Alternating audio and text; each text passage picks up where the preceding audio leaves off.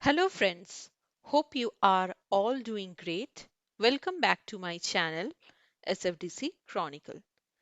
In today's session, we will dive into an important topic, design pattern in Apex Salesforce. We will clarify the fundamental of design pattern and explore what design patterns are and the different types available in Apex. So, without further ado, let's get started. A design pattern in Apex is a proven way to solve common coding problem efficiently. Think of it like a recipe. Just like a recipe gives you a structured way to cook a dish, a design pattern provides a structured way to write code. Let me give you an layman example. Imagine a pizza parlor where customer order different types of pizza. So like that, the name of one pizza parlor is XYZ Pizza. That follows a standard process to prepare each order even though the pizza types vary. The process remain the same, right? They take the order, they prepare the pizza, they serve the pizza. Now in coding, design pattern works similarly. They provide a structured approach to handling repetitive tasks while allowing flexibility. Salesforce development involves common challenges like handling bulk records, managing triggers, or integrating APIs. Instead of writing custom solution every time, we use design pattern. There are different types of design pattern and those are divided into three major categories. That is creational design pattern, structural design pattern, and behavioral design pattern. So let's start it with the creational design pattern. Creational design pattern focuses on the creation of objects in a flexible and efficient manner. Instead of directly initiating object using the new keyword, this pattern provide mechanism to control object creation, making code more maintainable, scalable, and optimized for different scenarios. Like it helps us on encapsulate object creation logic. Let me give you an example to understand what that means. Suppose we have an pizza order system. Now imagine you go to a pizza shop and you order a pizza. Instead of making the pizza yourself, you just place the order and the pizza making process handled internally by the kitchen.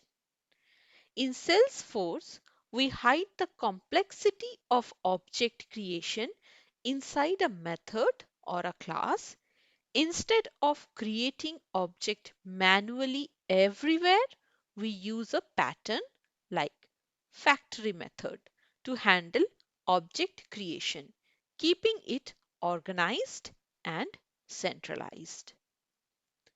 Another use case where we use creational design pattern, that is to improve code reusability.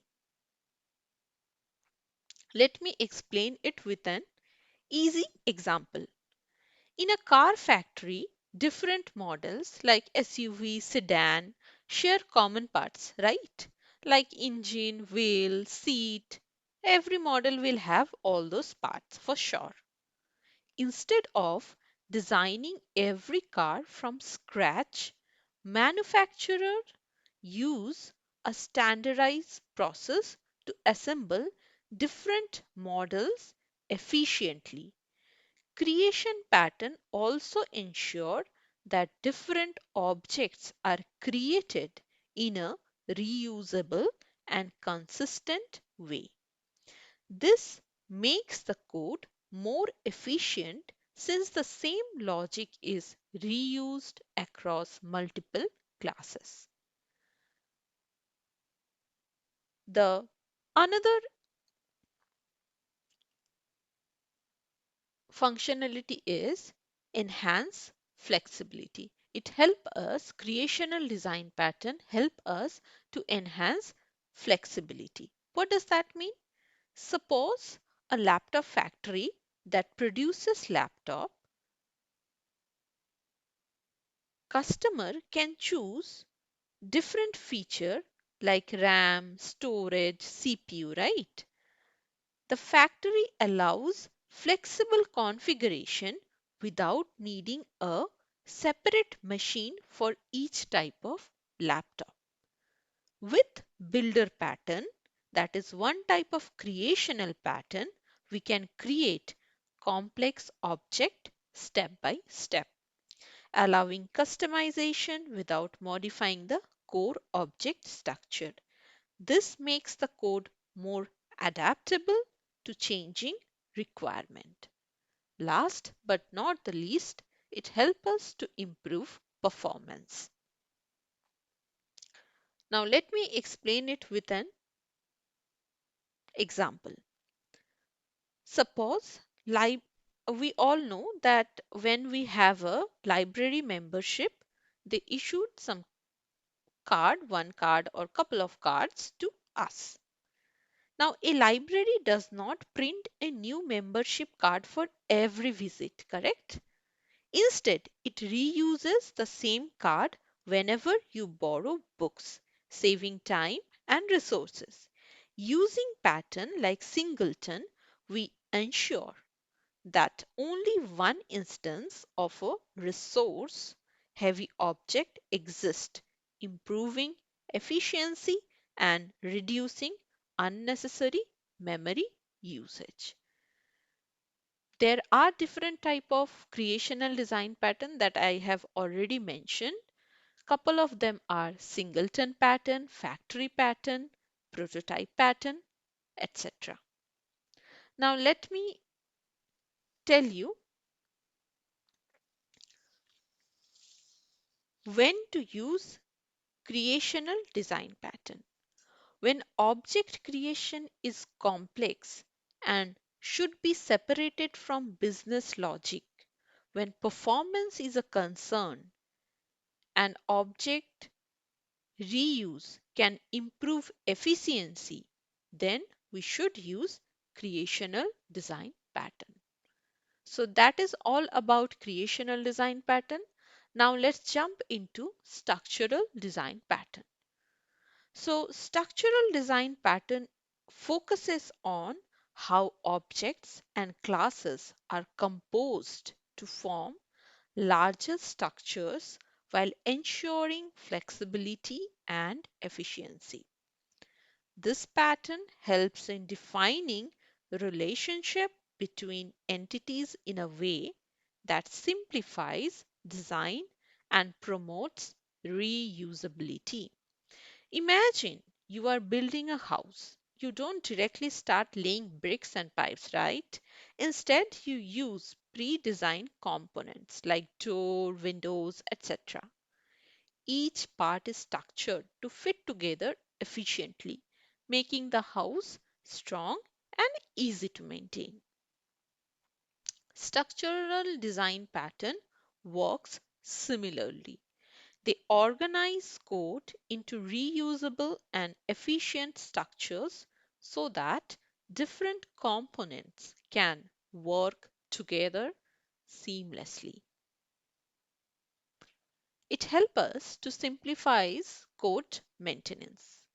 Let me explain it with an example. We all use coffee maker, right? somewhere like in home, in office, we do use coffee maker. Now, if we want to make coffee manually, then what we can do? We need to follow each step in order. Like we need to grind coffee beans first, then boil water. After that, we need to add grounded coffee, sugar, and milk, and then we need to stir it and serve it. This requires explicit knowledge of the process and the correct sequence. If a newbie don't know how to make an coffee and they just started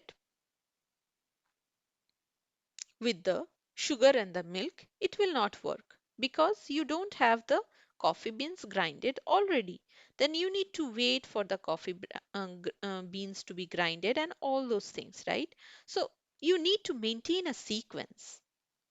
But if we use a coffee maker, we just add ingredients, water, coffee beans, sugar, milk in their respective places. You press one button and bingo, the machine takes care of entire sequence. The facade pattern, one of the structural design pattern, works similarly. It hides the internal complexity from the user. It ensures the sequence is followed correctly and the user interacts with a simple interface instead of handling multiple steps manually. Another advantage is it encapsulate it it is used for encapsulation and flexibility. What does that mean? Suppose you have a charging adapter for different devices. So you have a laptop, you have a phone, you have tablet. Each has a different charging port. But instead of buying separate charger, we use a universal adapter that fits all. The adapter pattern, one of the structural design pattern, helps different system works together by converting one interface into another. Just like the charging adapter, it allows different component to interact without modifying their original design. Increase flexibility. Another feature that provided by structural design pattern is efficient object management. What does that mean?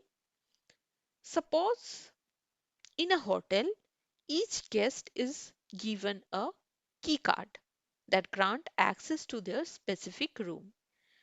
Now, instead of creating a new physical key for every guest, the system reuses existing key cards and just update their access info. Flyweight design pattern reduces memory usage by creating a relationship instead of storing redundant information for each new record.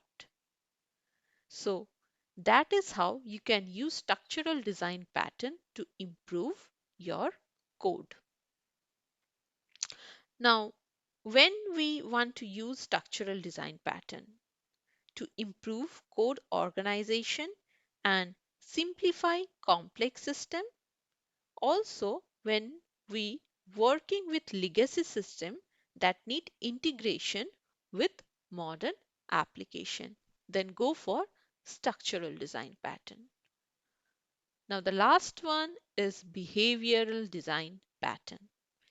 Behavioral design pattern focuses on how objects interact and communicate with each other.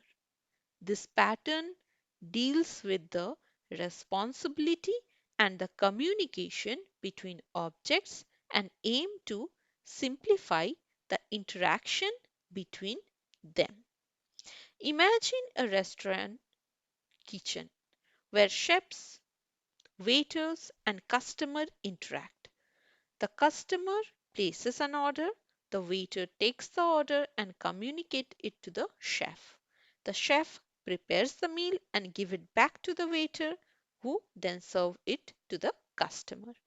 Here everyone has a specific role and follows a defined process, ensuring smooth coordination without the customer worrying about how the food is cooked. Behavioral design pattern works similarly. They define how objects interact and communicate while keeping responsibilities clear. When placing an order online, let me explain it with an example. When placing an order online, user may get an option like receive notification when your order is shipped and out for delivery. If the user select yes, they are subscribed to the notification, meaning they will receive updates when the order status changes. If the user selects no, they are not subscribed and the system will not send them updates. Now, when the order status changes, shipped or out for delivery or delivered, the system broadcasts the update to all subscribed user automatically. This is what we use in our observer pattern. That is one type of behavioral design pattern. Also, behavioral design pattern helps us to decouple classes, increase the flexibility, and control the flow of operation.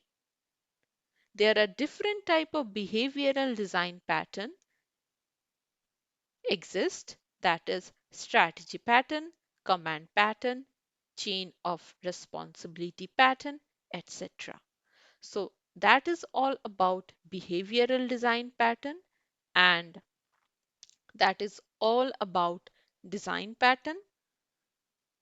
Each creational design pattern like singleton, factory, adapter, uh, I I will going to provide a detailed explanation of each pattern in my upcoming videos. Please stay tuned on that one to get update on those things. So that is all about today's video. Hope you like this video.